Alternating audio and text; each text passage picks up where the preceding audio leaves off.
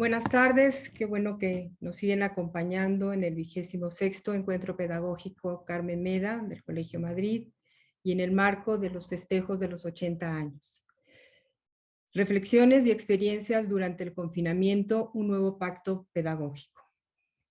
El conocimiento no se transmite, se está construyendo. El acto educativo no consiste en una transmisión de conocimientos, es el goce de la construcción de un mundo común. Paulo Freire. Desde su fundación, el Colegio Madrid se ha caracterizado por ser un colegio incluyente, empático y solidario. Hace unos años formalizamos el programa de inclusión con la firme convicción de trabajar desde el derecho de todos los niños, las niñas y los jóvenes a la educación. El programa se consolida bajo la premisa de que la escuela de hoy debe ser un reflejo de la sociedad que queremos, en donde el alumno es el centro de todo este proceso.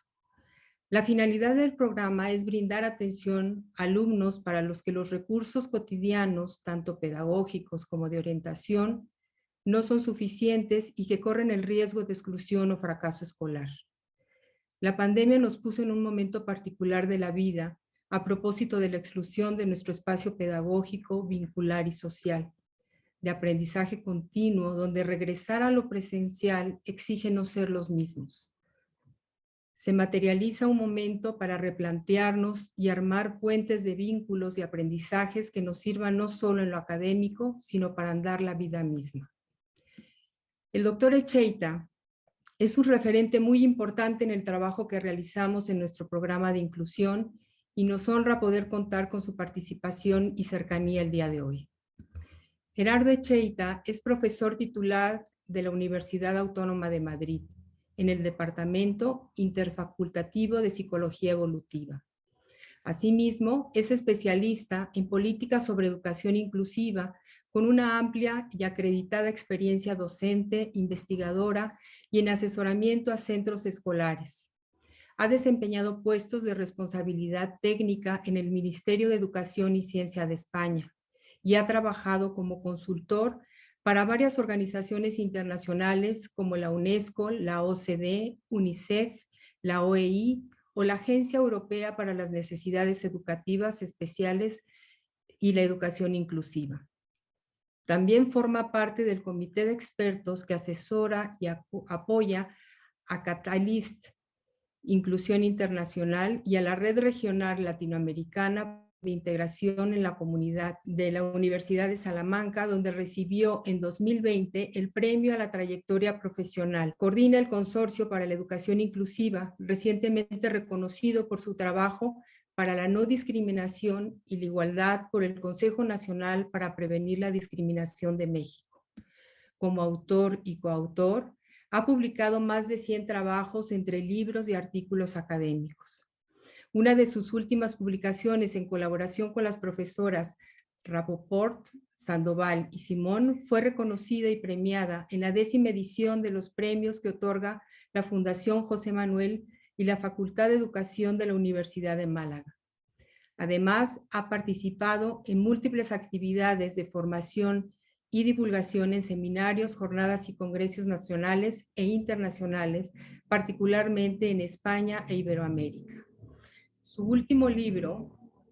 Educación Inclusiva, El sueño de una noche de verano, se publicó en 2020. Hace unos años, en el Telúrico 2017, el doctor Gerardo Echeita visitó nuestro colegio y ahora de manera virtual nos acompaña en un año pandémico donde su trabajo y reflexiones, así como puntos de vista, tiene una resonancia de suma importancia. Estamos muy agradecidos por contar con su participación en nuestro encuentro pedagógico a deshoras para él, porque para él ya son las 11 de la noche. Y el día de hoy nos hablará y compartirá una reflexión a propósito de una educación escolar más inclusiva para una sociedad con mayor equidad, desafíos personales y profesionales. Bienvenido, doctor Echeita, y muchas gracias por acompañarnos. Muchas gracias, Aura, por tus cariñosas palabras, por la presentación y por la oportunidad que me brinda el Colegio Madrid en el contexto de estos 26 encuentros pedagógicos de compartir reflexiones y análisis con una comunidad educativa a la que tanto quiero y aprecio, y con otros colegas y colegas profesores y profesoras de México que también nos están escuchando y de algún otro lugar en Iberoamérica. Muchas gracias y si te parece, pues voy a empezar a compartir la presentación y con ello iniciamos mi intervención. Lo primero, de nuevo, es reiterar mi agradecimiento por estar en una institución tan señera, tan importante, tan emblemática de ciertos valores y visiones que uno comparte y que tienen una raigambre tan importante en la historia de ambos países y que es un recuerdo muy, muy entrañable. En estos momentos de pandemia o de pospandemia, de crisis humanitarias en tantos lugares del mundo, recordar la apertura de miras, los brazos abiertos del gobierno mexicano y de la sociedad mexicana ante los exiliados de la República es un motivo que debería hacernos pensar y cuestionarnos los modos estrechos con los cuales hoy tratamos muchas veces y en muchos lugares a los migrantes. Para mí, como acaba de decir ahora, es un placer volver a estar en el Colegio Madrid, aunque ahora sea de manera virtual y sin tener la oportunidad de volver a sentarme en una de sus aulas y compartir algunos ratos y algunas hermosas miradas con sus alumnos y alumnas y, por supuesto, con su profesorado. Pero las circunstancias mandan y hoy ese encuentro tiene que ser a través de estas pantallas, pero no por ello menos cálido de lo que fue en el 2017. Para organizar las reflexiones que quiero compartir esta tarde-noche con ustedes, voy a utilizar el título, básicamente, y algunas ideas asociadas a este título, que es una campaña que circula fundamentalmente en nuestro país. Es una página web también a la que pueden acudir y donde hay algunos recursos valiosos, algunos vídeos y otros recursos documentales valiosos en este marco que llamamos de la educación inclusiva. Pero una de las cosas que a mí me parece más acertada de esta campaña ha sido su eslogan, ¿no? Esta idea de que no es suficiente con querer eso que genéricamente llamamos una educación inclusiva, sino que hay que hacer mucho para crearla. Estaba diciendo que iba a utilizar ese pequeño eslogan de esa campaña para ordenar algunas preguntas vinculadas a su significado. ¿Qué queremos y por qué lo queremos y para quién queremos una educación inclusiva y qué necesitamos para avanzar hacia ellas? Es decir, algunas preguntas que espero que sean facilitadoras y organizadoras con relación al tema que hoy nos ha convocado. La primera es ¿qué es lo que queremos? ¿Qué es lo que queremos cuando hablamos de educación inclusiva? Porque a veces es verdad que se piensa en la educación inclusiva como una cuestión que tiene que ver pues con algún tipo de respuesta más o menos específica, especial, singular para algunos alumnos que tienen algunas características, repito, singulares, bien sea por razones de capacidad o de otro tipo. Lo que queremos es complejo y tendría muchas miradas y muchos análisis y no vamos hoy aquí a analizarlos. Creo que algunas de las conferencias que me han precedido han insistido y han analizado precisamente algunas de las características que tiene la sociedad en la que en la que vivimos, donde la información, la veraz y la que no es veraz, condiciona tanto nuestras vidas, etcétera. Yo quiero poner hoy atención, sin embargo, en algo que creo que queremos. Creo firmemente que la comunidad educativa del Colegio Madrid lo quiere y otras muchas personas en el mundo. Que lo que queremos es avanzar hacia una sociedad donde se reconozca la igual dignidad y derechos de todos los seres humanos. Igual dignidad y derechos independientemente de su género, independientemente de su orientación afectivo-sexual, de su condición personal, de sus situaciones de identidad de género, de capacidad o discapacidad, según lo queramos entender, de la procedencia cultural, del estado de salud del Dios o al que se reza o al que no se reza, del color de la piel, de dónde vivimos, de cualquier circunstancia, lo que muchos perseguimos es una sociedad que tenga mayor equidad. Y en ese sentido, yo creo que este es un eje fundamental en torno al cual estamos, creo que, obligados a repensar todo lo que hacemos también en el ámbito educativo para que contribuya a ese reconocimiento de la igual dignidad y derechos de todas las personas. Tal vez cabría hacerse la pregunta de quién quiere esto, porque hablando y siguiendo algunos de los interesantísimos análisis del profesor Casani, pues alguien podría pensar que esto de la educación inclusiva pues es un cierto bulo o es una idea de unos pocos soñadores, de algunas personas que nunca se conforman con la realidad, que viven en las nubes. Bueno, yo creo que no, creo que llevamos muchos años, casi tantos como el Colegio Madrid, peleando y trabajando a nivel mundial para poner los cimientos de una sociedad con mayor equidad, que reconozca los derechos humanos de todas las personas, insisto, y su igual dignidad. Y en estos últimos 70, 80 años,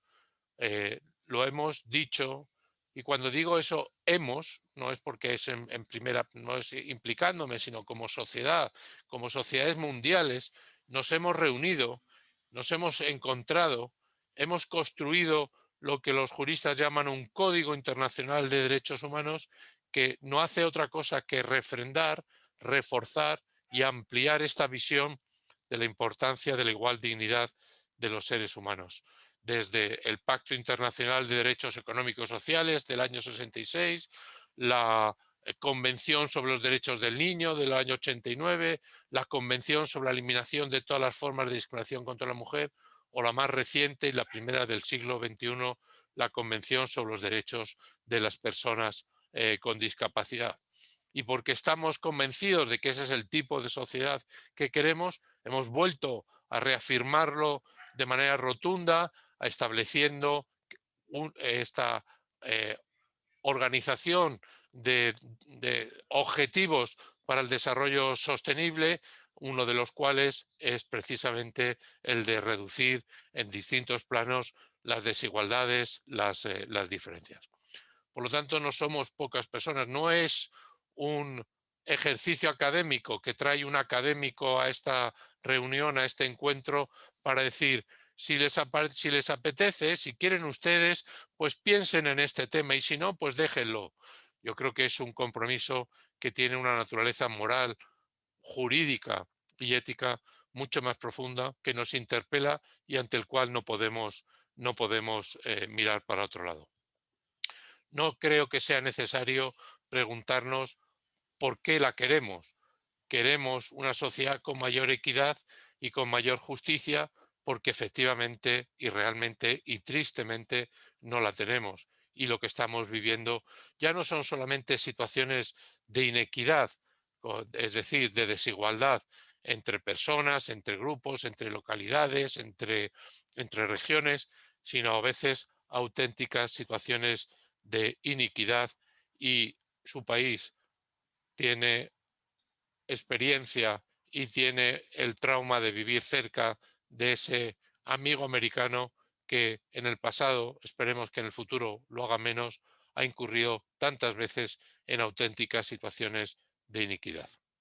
Por lo tanto,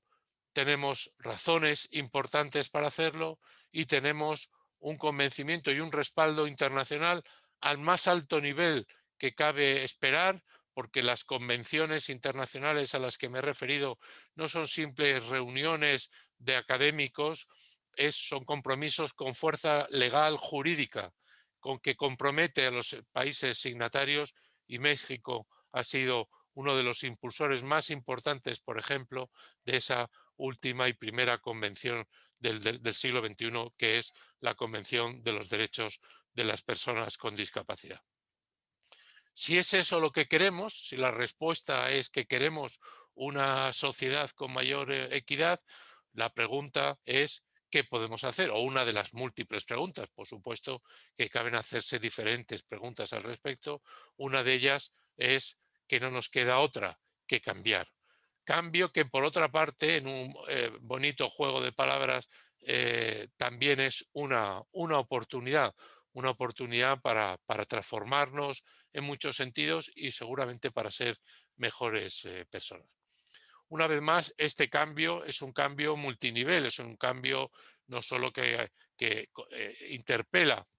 al sistema educativo, aunque es de eso de lo que vamos a hablar, sino que interpela también a otros muchos planos de la acción social.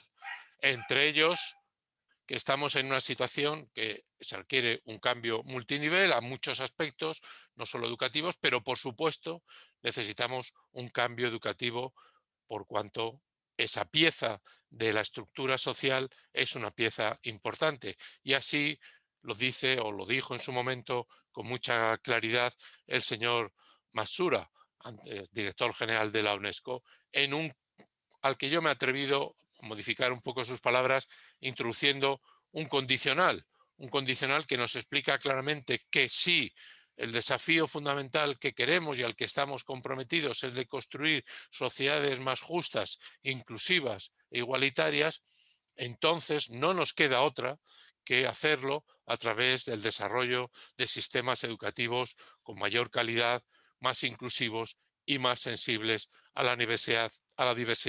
de necesidades de aprendizaje de todo el alumnado. Ese es un compromiso que venimos resaltando desde hace más de 25 años, 27 años para ser exactos, estarán a punto de cumplirse en unos días, porque fue en junio del año 94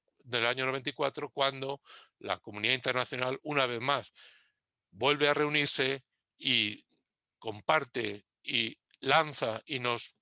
plantea el objetivo fundamental de transformar, de cambiar nuestras escuelas para que encuentren la manera de educar con éxito a todos los niños, incluidos en ese todo, para que nadie le quedara dudas, a los niños y niñas con discapacidades graves, dichos en el lenguaje de aquellos años. Y por esa misma razón, por ese mismo compromiso y por el reconocimiento del papel crítico que tiene que jugar la educación en este objetivo, en este desafío, el objetivo cuarto del desarrollo sostenible vuelve a ser y vuelve a insistir en que es fundamental garantizar una educación inclusiva, equitativa y de calidad a lo largo de toda la vida. Sigamos haciéndonos preguntas relevantes para entender bien de lo que estamos hablando y para poder también, llegado el momento, calibrar el desafío, que era uno de los conceptos que yo he querido compartir en el título de mi comunicación, de mi conferencia. Los desafíos personales y profesionales. Y por cuanto, como vengo insistiendo, cuando se habla de educación inclusiva, a veces se hace una reducción muy grande al entender que se trata solamente de algunos alumnos de los que tenemos que ocuparnos, pero que no es una cuestión que afecta a la mayoría. Pues bien, de nuevo, la opinión internacional, el análisis en los que han ido confluyendo todas las grandes organizaciones, lo ha plasmado una vez más la UNESCO en un informe con un elocuente título y subtítulo. Cuando hablamos de inclusión, estamos hablando de todas y de todos los niños sin excepción, cualquiera que sean, de nuevo, sus condiciones personales, sociales, afectivas, sus capacidades de aprendizaje, su procedencia, su origen étnico o cultural. Es cierto, y aquí podríamos hablar y debatir con mucho interés, que ahí hay inherentemente una tensión siempre latente entre hablar de todos y tener una visión de todo el alumnado, sin perder de vista que dentro de ese todos hay algunos alumnos y alumnas especialmente vulnerables a los procesos de marginación, de fracaso, de abandono, de menosprecio por parte a veces de sus propios compañeros. Esa tensión entre el todos y el algunos, esa tensión dialéctica y a su vez dilemática, es seguramente uno de los elementos definitorios de este complejo y de esta compleja ambición que llamamos una educación inclusiva y a la cual ningún centro escolar debería mirar, debería obviar. ¿Y qué es lo que debemos y podemos hacer en la escuela? Pues la respuesta creo que es fácilmente anticipable. De nuevo, tiempo de cambio.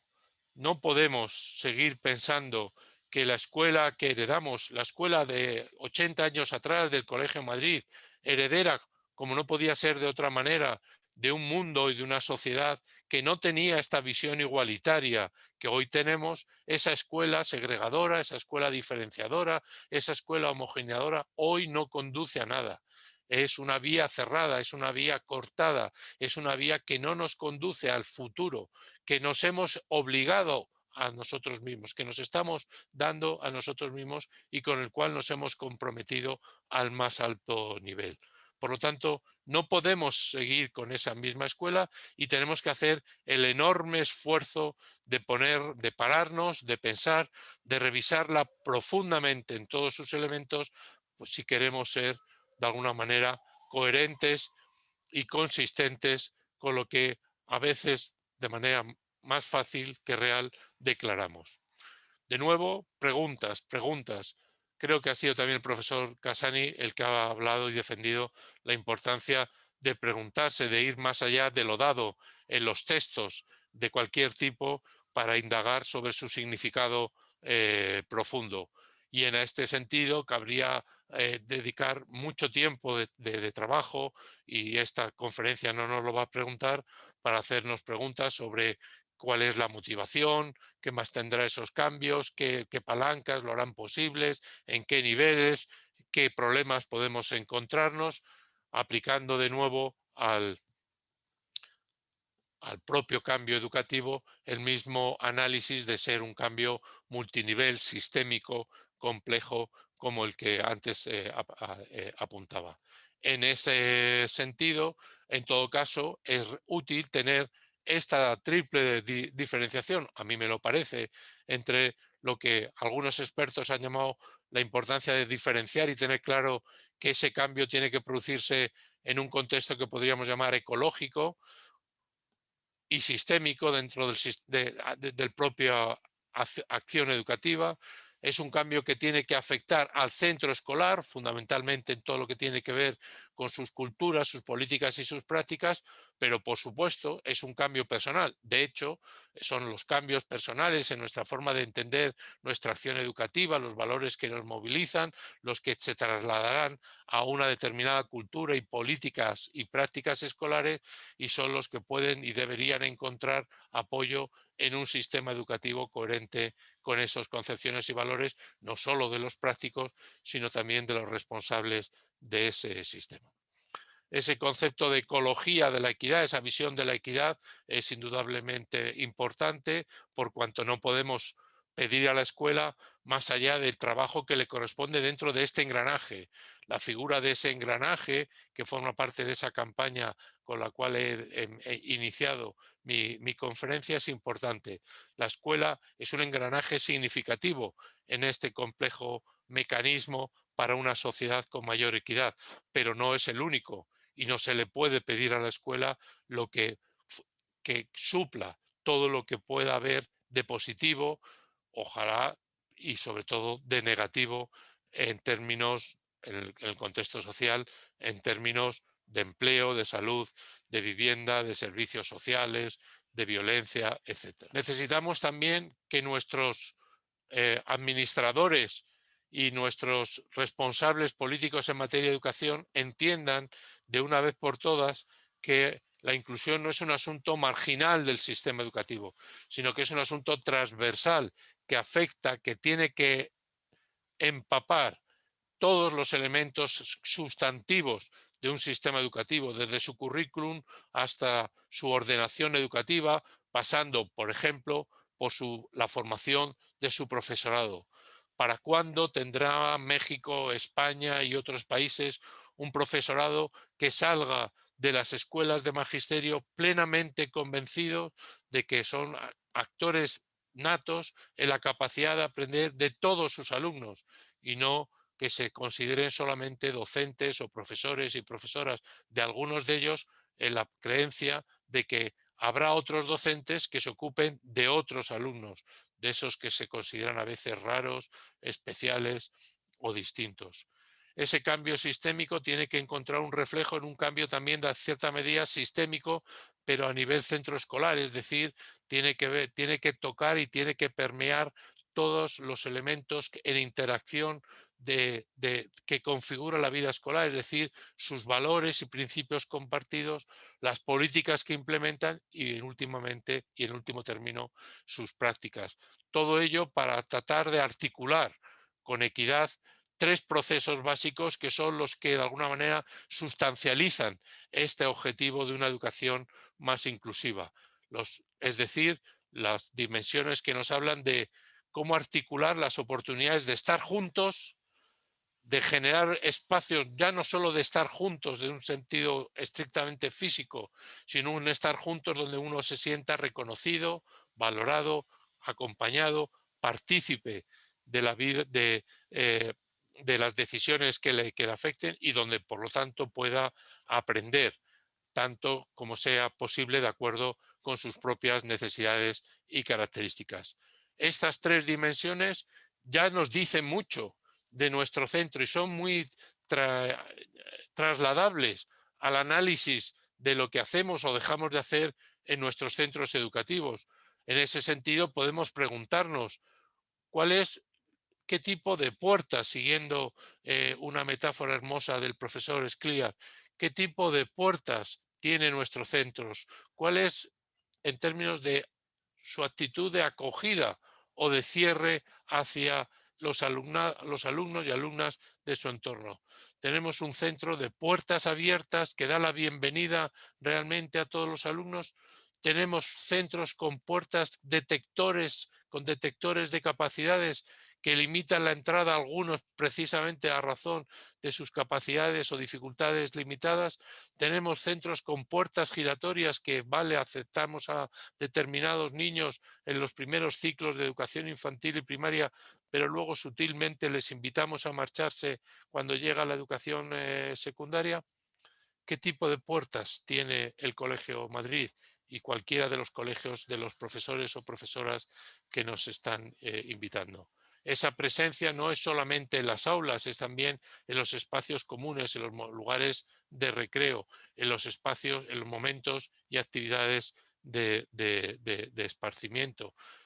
Espacios, lugares y actividades que, de acuerdo con el principio que hemos sentado al inicio de esta conferencia, tienen que serlo para todos y para todas, insisto, independientemente de sus condiciones. Al decir que es independientemente de sus condiciones, no quiere decir que debamos tratarlos a todos igual, sino que ese espacio tendrá que tener los recursos, los medios, las actitudes adecuadas para responder a cada uno de acuerdo con su propia singularidad. Un elemento, una dimensión central de esta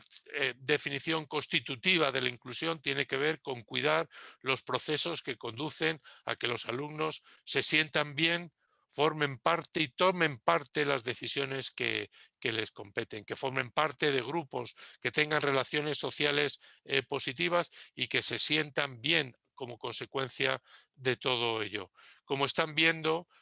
las dimensiones a las que me estoy refiriendo tienen un polo positivo, el polo inclusivo, y tienen un polo negativo, el polo excluyente, por cuanto inclusión y exclusión no son aspectos distintos, no son elementos diferentes, sino que son eso, elementos dialécticos de una misma realidad, caras de una misma moneda. Habremos de estar, por lo tanto, muy vigilantes en los centros escolares ante todas las situaciones que puedan ser origen o condicionante o elementos facilitadores de situaciones de menosprecio, de maltrato o de manipulación de algunos alumnos. Y por supuesto, todo ello y por ello, por lo anterior,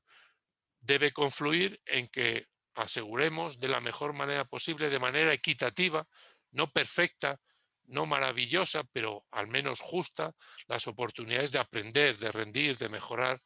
hasta el infinito y más allá, que dijo un famoso filósofo. Todo ello no será posible si no hay antes y en cierta medida después, o mejor dicho, al mismo tiempo,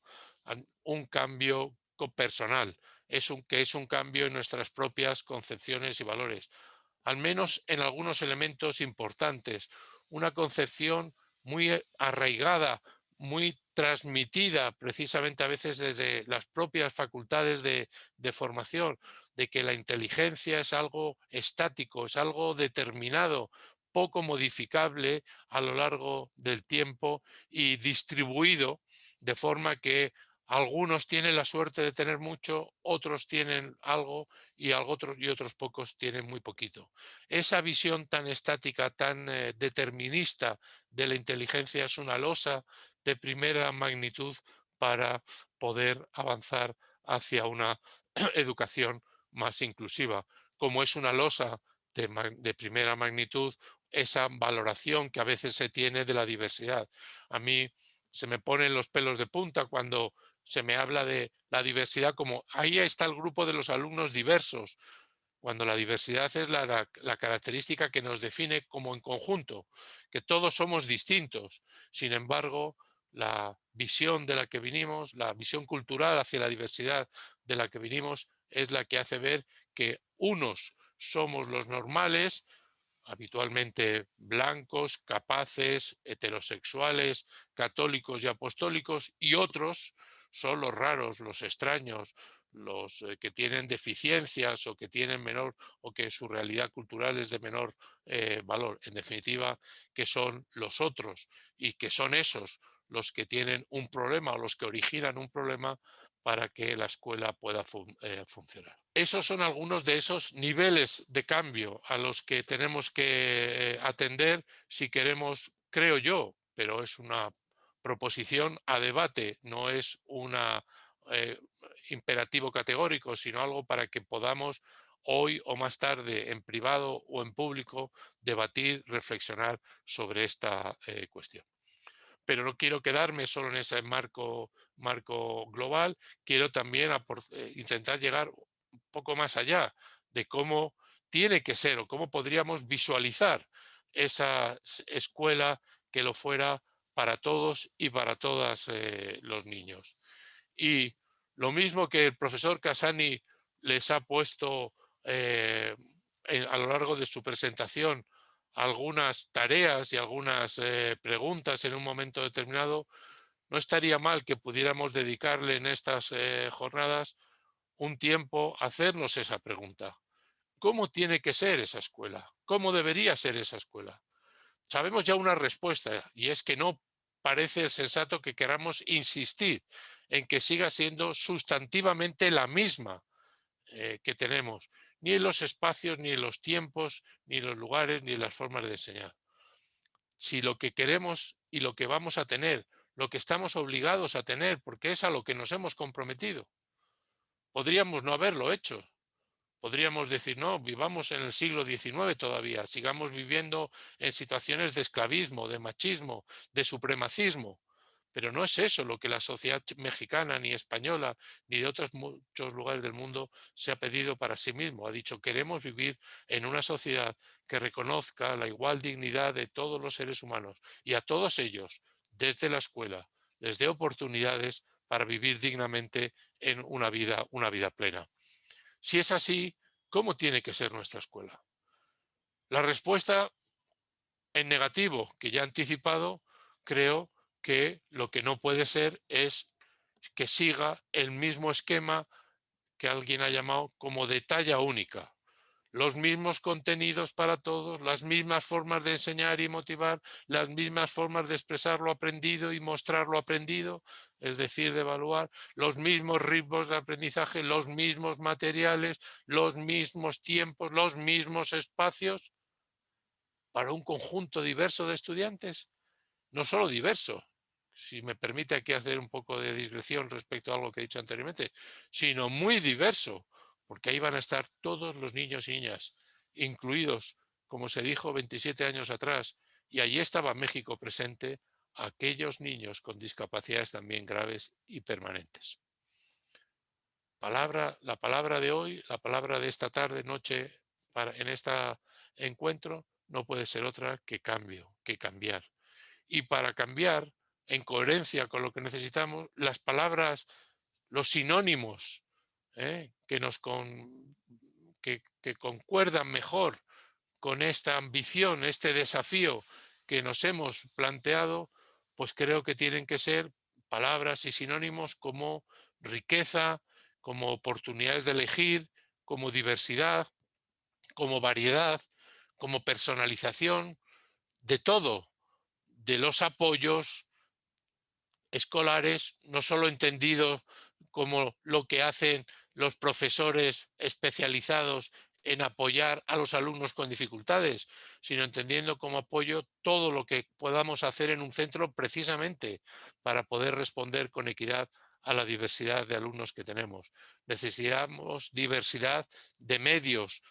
tecnológicos y no tecnológicos. Ahora la pandemia nos ha obligado a sacarle todas las virtualidades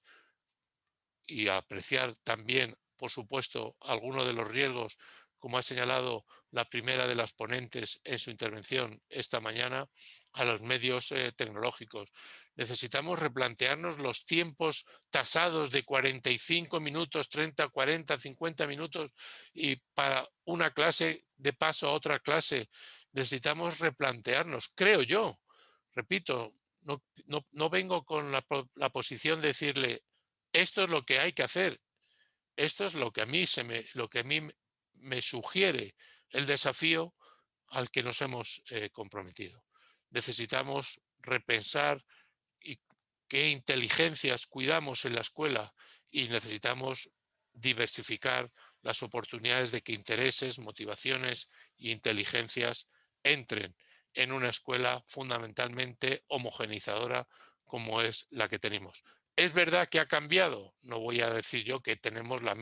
exactamente la misma escuela que hace 80 años. Claro que hemos evolucionado, claro que hemos ido incorporando algunos de estos elementos, pero creo que todavía son insuficientes porque todavía hay alumnos que desafían enormemente esta realidad y que tienen todo el derecho a estar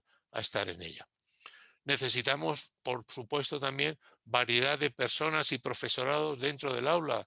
No sé quién ha dicho, dónde está escrito, más allá que los manuales de los economistas de la educación, que en las escuelas tiene que haber solo un docente, en las aulas tiene que haber solo un docente para trabajar con 30, 35, no se sabe cuántos alumnos, cuando eso es absolutamente inconcebible, cuando lo que tenemos son grupos diversos. Tenemos que avanzar hacia sistemas que permitan, que promuevan y que crean las condiciones para que el profesorado pueda colaborar dentro del aula, compartiendo esa compleja tarea, esa compleja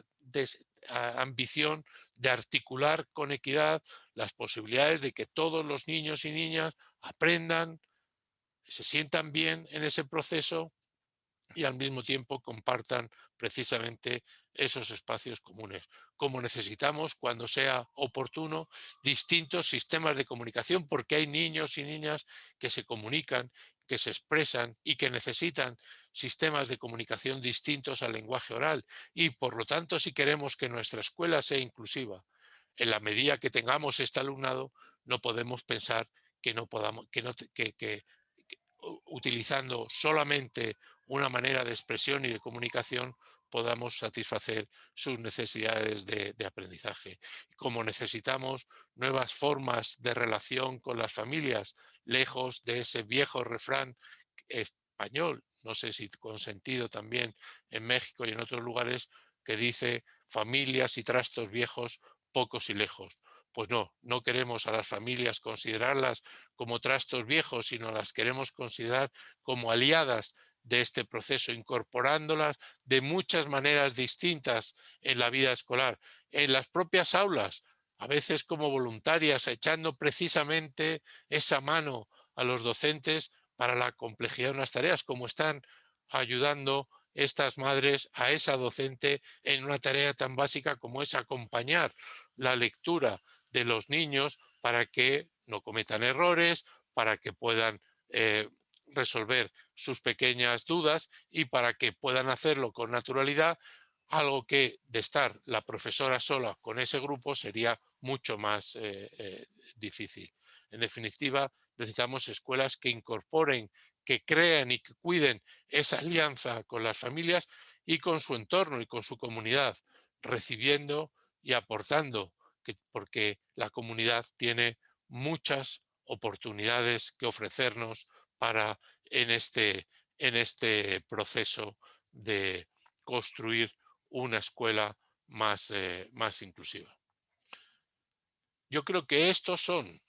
este o estos, según como los queramos ver, los grandes desafíos. El gran desafío del cambio, de la transformación ecológica, sistémica y local y personal de nuestros valores y de nuestras concepciones para poder ser coherentes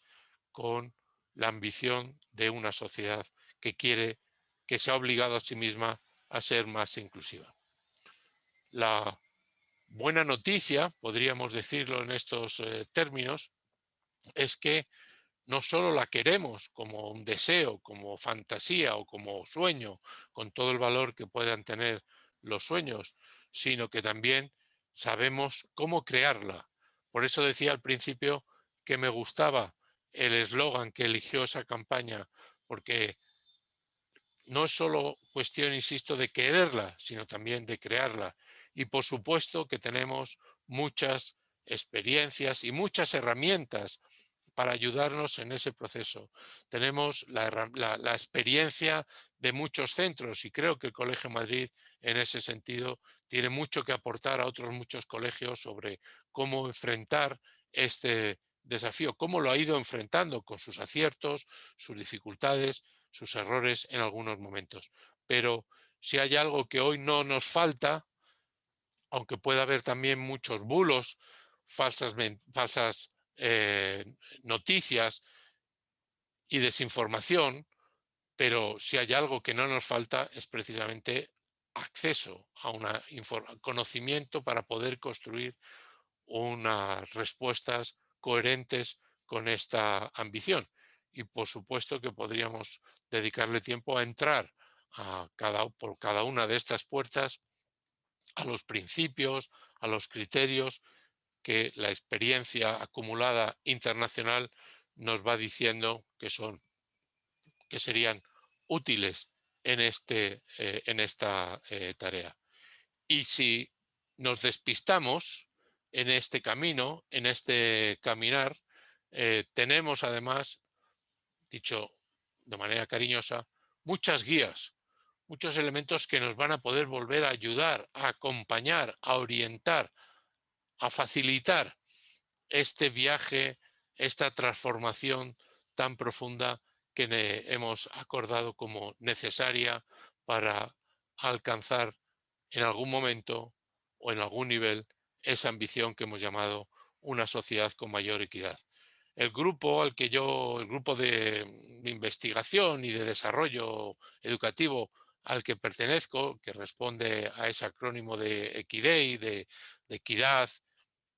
diversidad y educación inclusiva, hemos hecho y estamos haciendo una labor de buscar y de poner al alcance de la comunidad educativa guías y recursos para para esta finalidad. Y en ese sentido, en esa página que está accesible para ustedes, tenemos recogidos en estos momentos del orden de más de 20 distintas guías con valor distinto, unas más globales, otras algo más específicas, para acompañarles en este proceso. Es cierto que creo que ni ustedes ni yo tenemos la experiencia de habernos subido encima de una guía como si fuera una alfombra voladora y haberle pedido que nos lleve al destino deseado. Las guías no dejan de ser instrumentos facilitadores de lo que es la clave una de las claves de este proceso de transformación, cuál es el de pararse, pensar, reflexionar, analizar de manera ordenada, planificada, las políticas, las culturas, las prácticas escolares, apreciar aquellas que pudieran ser menos satisfactorias, que podríamos reconocerlas en cierto sentido como barreras en este caminar hacia una escuela más inclusiva, y ponernos después inmediatamente manos a la obra para transformarlas, para convertirlas, sin embargo, en apoyos o en facilitadores. Podríamos hablar y analizar también cuáles son los obstáculos que complican estos procesos de cambio, de mejora y de transformación. Podríamos hablar también de las condiciones. Me acabo de referir a una de ellas, a la importancia de encontrar momentos para la reflexión individual y colectiva, porque sin esos espacios ni momentos cuidados, con apoyo, con asesoramiento, para repensar lo que hacemos, nunca repensaremos lo que hacemos. Viviremos urgidos por la urgencia, nunca valga la redundancia, del día a día, y por lo tanto las posibilidades de cambio serán muy superficiales. Uno de esos cambios que deben acontecer a nivel de sistema educativo y en la medida de lo posible centro escolar es el de crear precisamente las oportunidades, los momentos, las condiciones para que ese cambio y esa reflexión, sea posible. Ahí es donde, por ejemplo, juegan un papel crucial los equipos directivos, facilitando ese proceso de reflexión, como tan importante como ello es aprender a planificar un proceso que va a llevar muchas etapas, muchos pasos, que no puede ser de la noche a la mañana. Podríamos, si quieren ustedes también, en el tiempo de las preguntas, volver sobre algunas de estas reflexiones vinculadas a las condiciones para el cambio, para las condiciones que la investigación nos dicen que son facilitadoras del cambio, como podríamos volver hacia el análisis de algunos de los obstáculos que lo impiden, aunque buena parte de ellos seguramente que los conocen mejor que yo o tanto como yo, porque los están viviendo cotidianamente. Pero con todo y con ello, hay algunas preguntas que todavía no terminamos de encontrar la respuesta precisa, y es tal vez la que aquí está planteada, ¿no?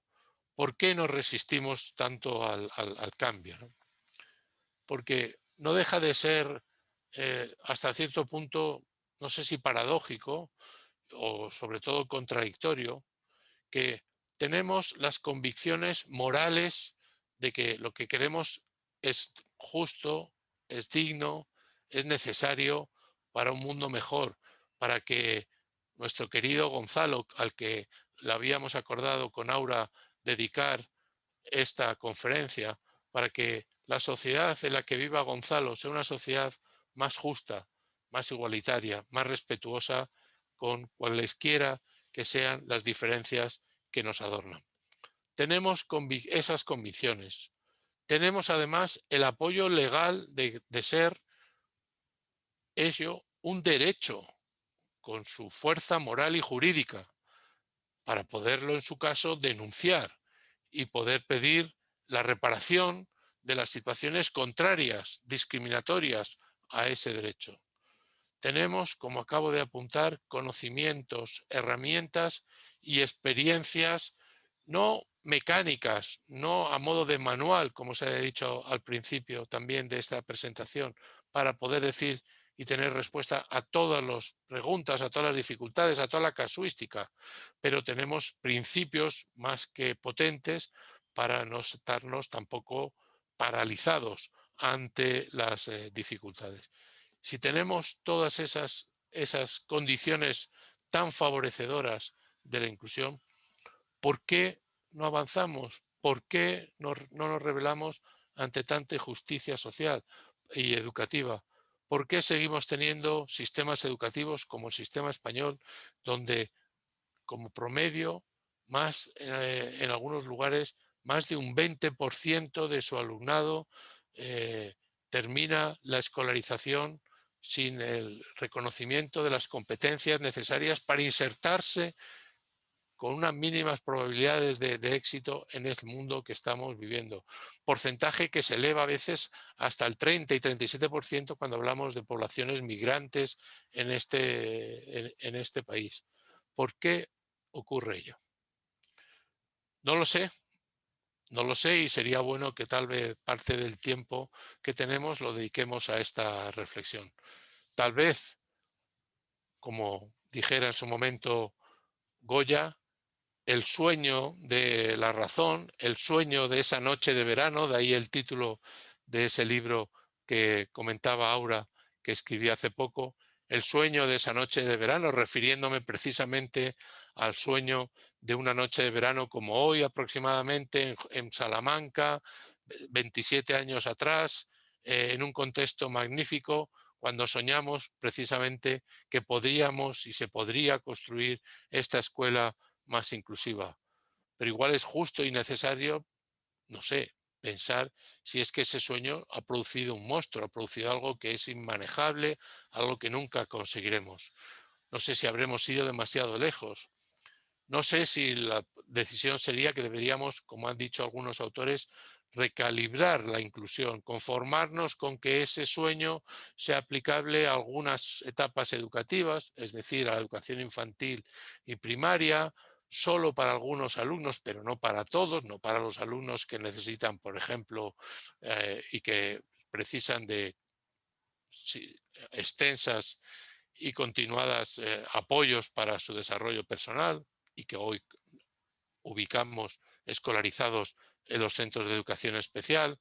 o que esto es algo que solo pueden hacer algunos centros pues,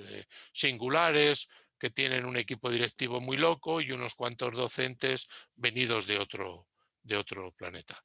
No sé, igual es el momento de hacer este debate serio, no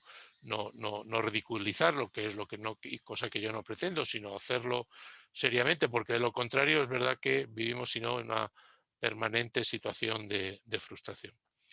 Tal vez deberíamos volver a la pregunta inicial, a la pregunta con la que yo inicié esta, o la reflexión, mejor dicho, con la que inicié esta, esta conferencia, que tenía que ver con cuál es el tipo de sociedad. Cuando decimos qué es lo que queremos, que queríamos, dije, queríamos y queremos una sociedad con mayor dignidad, pero tal vez ese debate no se ha hecho suficientemente, no está suficientemente arraigado,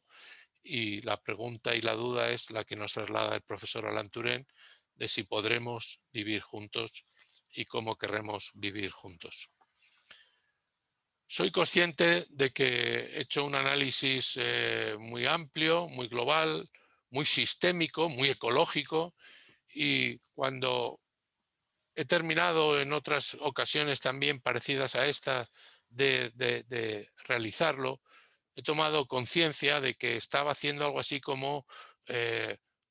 poner sobre los hombros de las educadoras, de las maestras y de los maestros el destino del mundo, sobre sus livianos hombros un peso excesivo, y en ese sentido una tarea que les trasciende, que les complique, que es superior, como diría alguien, a sus fuerzas, y por lo tanto que puede tener un efecto estos análisis tan globales, tan ecológicos y tan sistémicos que yo realizo, de invitar más bien al desasosiego, a la desmotivación y inacción, por aquello de decir, es tan poco lo que yo puedo hacer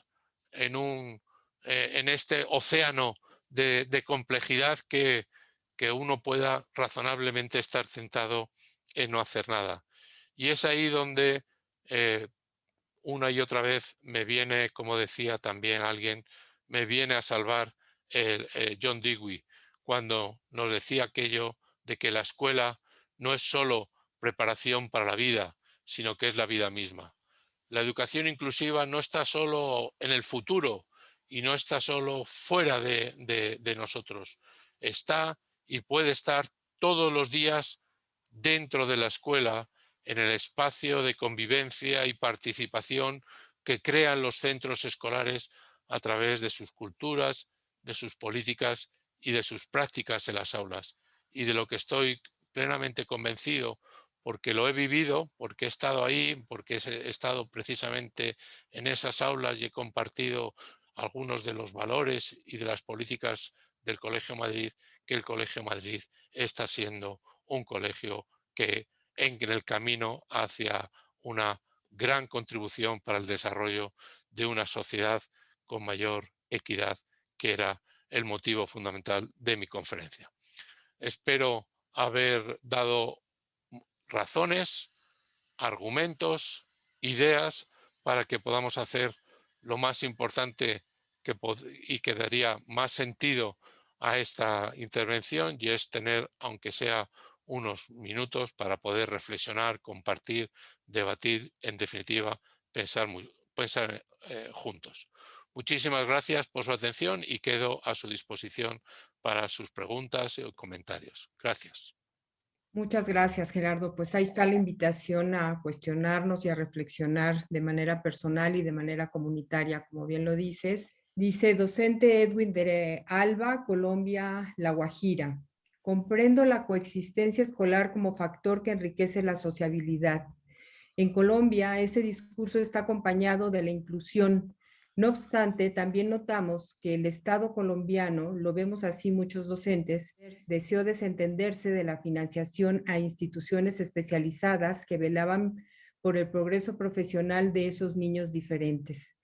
Eso, percepción también ha ocurrido en su geografía, en sus países, lo pone como pregunta. Yo creo que la respuesta es sí, a veces con mayor intensidad y a veces con menor intensidad, con mayor, digamos, incoherencia entre lo que se declara y lo que se hace, y otras veces con algo menos de incoherencia, menor distancia entre unas cosas y otras. Creo que la mayoría de los países que estemos aquí reunidos, si revisamos en qué medida han reafirmado y refrendado ese marco de derechos humanos del que hemos partido como referente para marcar hacia dónde queremos ir, estoy seguro que todos están. Estará Colombia, está México, está España, está Chile, seguro está Argentina, y por lo tanto todos hemos avanzado, todos hemos acordado que ese es el camino, pero estoy también absolutamente convencido de que todos estamos lejos de haberlo alcanzado, lejos de haber actuado en consecuencia y con la profundidad necesaria, es decir, con las transformaciones necesarias en todos los niveles para que ello sea más razonable, que la distancia sea lo más corta posible entre, insisto, lo que pedimos y lo que hacemos. La respuesta sencilla es sí, y en otros países esa incoherencia también existe. Muy interesante lo que nos plantea el doctor Echeita. Muchas gracias por lo compartido. Me parece que hay muchos retos. Aún sin embargo, creo que una cuestión es la disposición de las instituciones, las condiciones estructurales y los recursos. Pero lo más importante, creo yo, es lo que usted nos plantea, cambiar las viejas estructuras desde donde se piensa la inclusión, pues es que no es una cuestión gramatical, referencial. Me ha encantado todo lo que nos comparte, pues deja mucho aún por pensar y trabajar personalmente desde mi propia aula. Gracias y gracias al Colegio Madrid por esta oportunidad de estar aquí y felicitaciones. Es de Micaela González Delgado. Pues muchas gracias, Micaela, por el feedback que me das respecto al sentido y el propósito que tenía con mi intervención, y era compartir una imagen global, eh, amplia, comprensiva de este desafío, que es verdad que por sus orígenes, este desafío de una educación más inclusiva, que por sus orígenes se identifica demasiado con el pequeño mundo que todos conocemos como de la educación especial. Eso es comprensible por cuanto las personas en situación de discapacidad es el colectivo más olvidado, más segregado y más marginado de cuantos uno quepa imaginar. Y cuando eso ocurre, no es de extrañar que ese mundo, ese colectivo, por tratarlo de manera global, la principal bandera que han enarbolado como reclamación ha sido la de su inclusión, la de no vivir en las situaciones de marginación, de menosprecio, de olvido, de segregación en la que han vivido hasta hoy, hasta antes de ayer. Hoy todavía seguimos segregando a algunos alumnos en razón de una idea de los que son capaces y los que no son capaces en escuelas distintas a las escuelas donde se crea la ciudadanía, donde se crea la convivencia y donde se construye ese crisol que llamamos sociedad. Y por eso, porque las personas con discapacidad han peleado y reclamado para sí la inclusión, en ocasiones se ha identificado de manera muy directa educación inclusiva con la educación o con lo que hay que hacer, dicho en términos cariñosos, o lo que habría que hacer para mejorar la vida solo de los niños y las niñas en situación de discapacidad. El peligro de eso es que inmediatamente esa visión activa los esquemas de actuación y de referencia que hemos aplicado en el pasado para trabajar con esos niños. Ya, lo que estos niños necesitan, pues son más recursos especiales para ellos, que se les diagnostique cuanto antes, que tengan todos los logopedas, todas las terapias habidas y por haber, porque por otra parte, fundamentalmente se les percibe como personas con un cuerpo defectuoso, que lo que hay que hacer es reparar, cuidar, salvar.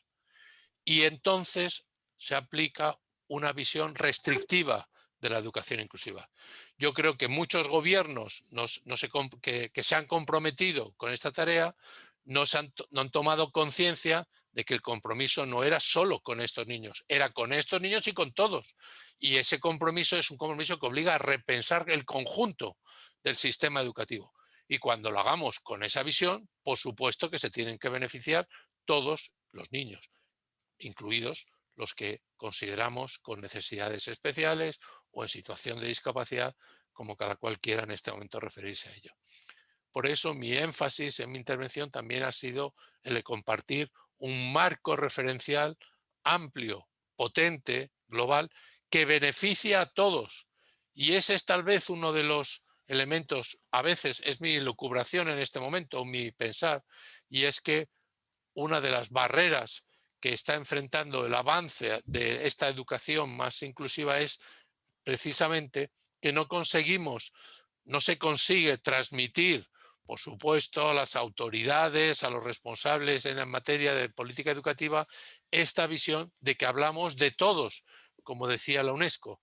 de que estamos hablando de todos los niños y niños, y que por lo tanto lo que queremos es beneficiar y que la escolarización de todos los niños sea mejor, de más calidad, más satisfactoria, más enriquecedora de su futura vida. Si lo vemos así, beneficiaremos a todos. Si lo vemos solamente como una cuestión que tiene que ver con unos poquitos alumnos,